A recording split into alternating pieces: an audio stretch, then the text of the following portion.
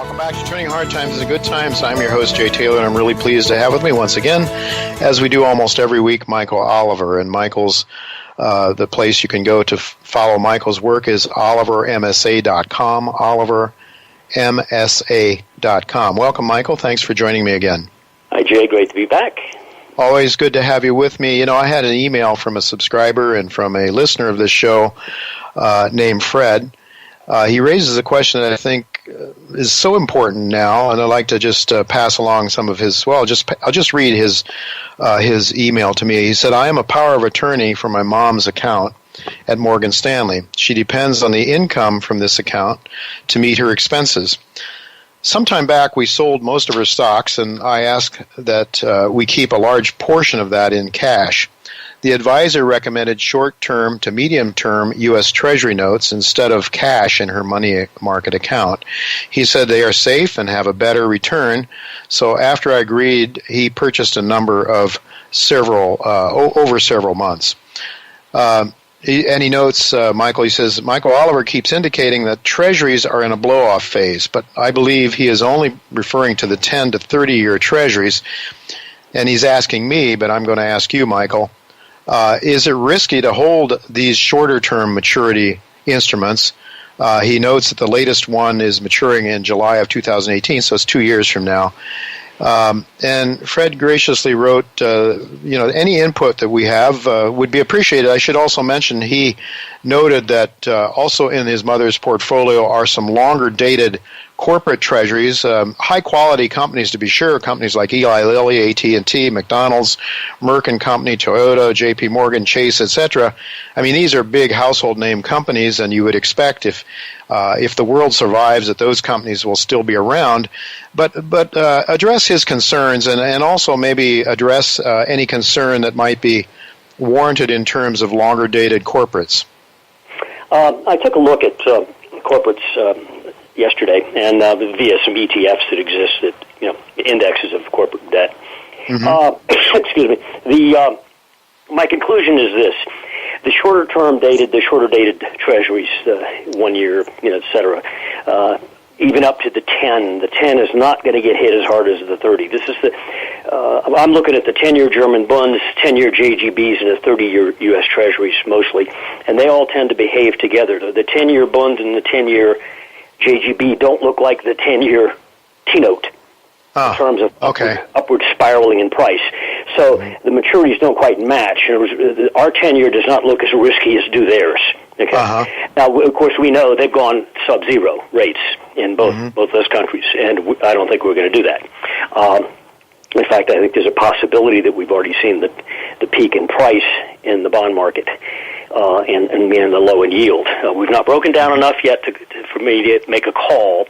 The top is in, and we're now headed down in price, up in yield. But it's getting close. But I think the major damage will be rendered in the longer end of the government debt market. Most particularly our 30-year and the 10-year JGB and the 10-year bonds, because they've gotten to ridiculous levels. Of course, Japan and Germany going below zero rates is obviously ridiculous. Nobody would have thought that that's even possible if you'd asked the question to a sane person a year or two ago. But as far as holding the shorter-dated U.S. Treasury stuff, he has a problem because his mother does need the income, and therefore he can't forego that issue. And I don't think the damage will be there so much as it's going to be on the long end of the market. As far as the corporates go, I think the corporates will suffer along with the Treasuries, but not nearly as much. Primarily because they didn't go vertical like the Treasuries did, the 30-year. They don't look the same on charts. They don't look the same on momentum. And they ran a spread between one of these corporate ETFs and the Treasury bond market. And it's clear to me by looking at the spread relationship between the two that the one that's going to give it up is the Treasuries, and far less so the corporates. So they will be damaged. I would not expect. I expected half as much damage, perhaps something in that order. So you will suffer, but it's not going to be like the Treasury bonds. All right. I noticed that today, actually, interestingly enough, with the equity market, I at least earlier in the day, it was down. Also, the bonds were down. Usually, we would see, Michael, wouldn't we see, a weak equity market, strong debt market? I don't know exactly where the S&Ps are down a little bit. I guess the Dow is down 48 or so. So it's a mildly down day in the equity markets, and yet maybe you're right. Maybe we've seen the highs in the T-bond. Well, one of the arguments for buying stocks that about the only one that's around that makes any sense is that a good chunk of the S&P 500, I think maybe a majority of the stocks there, yield more than the U.S. 10-year. So that's about the only argument. Of course, you have the net price risk of owning those stocks, but that argument will tend to go away as rates rise. And so if the 10-year suddenly jumps 1% or so, and the 30-year jumps a couple percent, which I could easily see happen in a short order once we break certain numbers that I'm looking at and issued in my reports. Once we break down in price, up in yield, I think that 30-year will go from, it's about 2.25 right now, yield. I think it could go to 4 rapidly. Mm-hmm. That's just the first leg, by the way. So, but that alone is a dramatic, upsetting event. And oh my goodness! Yeah. I mean, a 4%. I mean, it's hard to imagine. I mean, it's hard to imagine. First of all, that you find it hard to imagine. I mean, I was 17.5% mortgage, my first one, and I'm looking at these rates just are ridiculous. But the fact that you could go to a 4% long bond rate that would devastate the economy is just ridiculous. But it is true. It's where we're at. Well, the government has created a situation. Yields have gotten ridiculous. It's like any market that gets exaggerated for whatever reason might be the causal factor. In the case of the bonds, it's largely the effect of central banks. And they've created this situation not freshly, but over the last, I'd say, especially since about 2011. So it's been incubating for a while. And the longer it's been that way, irregularly priced, in other words, irrationally priced, the cost of money, that is, the worse the problem is. So it's not a temporary hangover we're going to have. It's a big one. And because of the size of the marketplace, the T-bond market, the government debt market worldwide, I'm talking developed markets, by the way. Sure. Not so much the emerging. It's curious. I've looked at the emerging market debt markets, and they're behaving fairly well. They didn't behave well, a year or two ago. But they look like they're a better place to be than the developed market government debt. A far better place to be. So if I were to spread the world right now, I would buy emerging market stocks, short the S&P, and I'd buy emerging market debt, short the T-bonds. Just the exact opposite of the conditions over the last few years, which would have been rewarded the other way. But I think that's about the shift. Very interesting. Well, I guess you just look at the long bond. Of course, it's in the math, isn't it? That the underlying instrument, because of the duration, the short-term debt, you're not nearly as vulnerable. You don't make as much when the rates come down. Right. You don't lose as much when the rates go up. So, in any event, Michael, you've seen in the past. I think you've thought that when these two major plates grind against each other, at some point there is a major earthquake that takes place. And I think you've always sort of looked at, or recently anyway, looked at the notion that when the Fed loses control, the central banks lose control of the interest rates and they can't suppress them anymore, that's when we're going to see, most likely, a lot of trauma in the equity markets, right?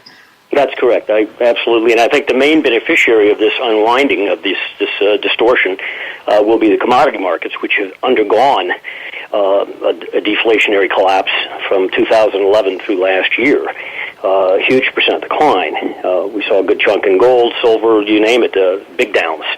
And so therefore they are cleansed, so to speak, and coming back already. They're having a decent year, far better than the S&P, by the way. Even the commodity basket is up a lot more than the S&P. Oil's up a lot more than the S&P. Gold's up far more, et cetera, et cetera. This is just the beginning of that shift. So what had been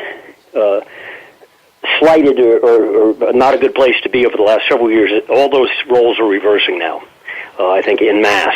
And there's a little bit of disconnect between when it starts in one and another, but not a lot of disconnect. And therefore the place to be is in hard assets. Well, I absolutely believe that, and your technicals are still looking very strong, very good. I believe for gold and for silver. I mean, again, your gold call is something in the mid to high 1400s, likely to be the first major resistance, low to mid 1500s. Have I got that right? That's correct. I have 1470 to 1540 zone. The other one I'm excited about, of course, is GDX, which is the ETF I look for, the gold miners. Which is, for the gold miners. It's flying. The big names. It's not doing as well as a lot of the smaller gold mining stocks on a percent basis, but it's up 125%. So it's not bad for the year. And I think it's about to. I think it's going to go to about 39. Right now, it's trading between 30 and 31. And I think my suspicion is that last tail end of this first leg up in the gold miners is going to be very rapid. In other words, we've gone at a steady pace from $13, $14 on up to 30. Fairly a steep angle, but at a steady, constant pace. I think the next $9 or so could occur in a few weeks. Wow. In other words, you get there fat. Once you finally unleash, I think the unleash point is about 33.50. So if you get to about 33.50, it's a couple bucks above the recent high. I have a suspicion you get to that price, you'll suddenly, boom, you'll be at 39. Now that's a place where I'd consider taking some profits for a while. It's difficult to urge anybody to get out of that marketplace, gold miners, etc. But there might be a point there, an inflection point that's worth dodging and getting back in. Oh, absolutely. Well, absolutely. So do you see the equity markets leading the gold still then, gold bullion? You think that's been the way it's been? At some point, the gold miners leading gold? Yes. I saw that last year coming, and therefore I was trying to prepare my subscribers for the illogical choice of buying gold miners, which for 10 years reality has told them not to do. Right, exactly. They vastly underperform gold. And now it's quite the opposite, and it's overdue. Yeah, that's exactly right, Michael. That's exactly right. During the bull market in gold bullion up till 2011 or so, the miners were lagging the gold bullion. So, good point. Even though we had 10 years of bull market in the bullion, the miners hadn't done nearly as well. And boy, are they doing well now. I can tell that. My subscribers and a growing number of people listening to this show are subscribing, and rightly so, because the juniors and the exploration companies, the guys that find the gold in the ground, they have the leverage. They're much more risky, Michael, than the stocks you watch in the in your index there that you're talking about. But boy, when you find you have a small cap company that finds 1 million ounces of gold, it's a big deal. So it's very interesting. Well, it's really interesting. One other question I want to ask you, and I'm going to steal this time from John Rubino, our next guest, but I just want to ask you this.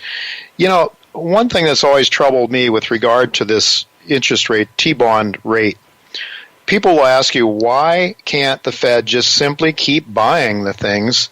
Why can't the Fed infinitely buy them and keep the price of the interest rates low and keep the bonds high?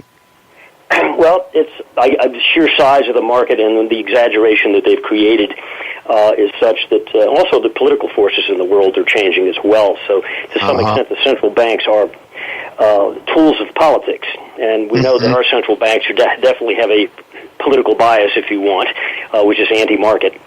And therefore, a lot of the political forces that have dominated Europe and the U.S. and Japan over the recent decades have been very statist, hence very accommodative to having accommodative central banks. And therefore, they're tied to each other. The political disruptions that are starting to sweep Europe, we saw the Brexit, and there's various versions of that occurring throughout Europe with minor parties rising up that are anti-EU, also anti-ECB. So you could have political ramifications as well that could affect the central banks. But as long as they keep doing that, even if they manage to control rates on the long end, which I don't think they can at this point in time, the other impact will be occurring, and that is investors ultimately take the money that the Fed creates and put it where it feels best. The Fed, it felt good to buy stocks 2009, 10, and 11 because they had been vastly taken down. Therefore, they had room to go up, and therefore when the Fed provided the liquidity, and other central banks did, investors applied that money into that particular market because it felt good. Now it doesn't feel so good. In fact, if you own gold or S&P this year, what feels better? Okay, the message gets around, and pretty soon investors will reallocate the liquidity provided by the central bank to where they want it to go. And I don't think the Fed wants it. A solid bull market in gold or a strong up move in the commodity indexes. Well, that could be, Michael. We do have to go now, but I just leave on this one remark that Bill Gross, I think it was last week, said that he doesn't want to buy stocks or bonds. He suggests people should buy the things that the Fed has not yet bought, and he named gold and real estate. Well, I mean, land, I should say.